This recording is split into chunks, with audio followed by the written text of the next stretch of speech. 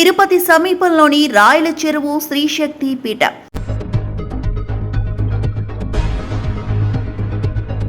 ఆధ్యాత్మికతకు నిలయమా, భక్తుల నమ్మకానికి కేంద్రమా?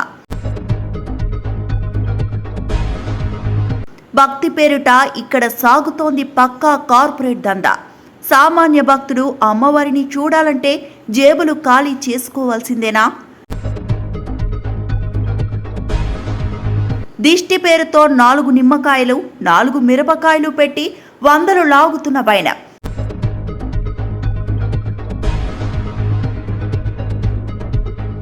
దైవ దర్శనమా లేక ధనదాహమా?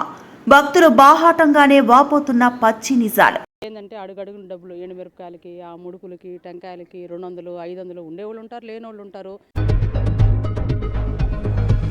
అసలు ఈ రేట్ల వెనుక ఉన్న మాయాజాలం ఏమిటి?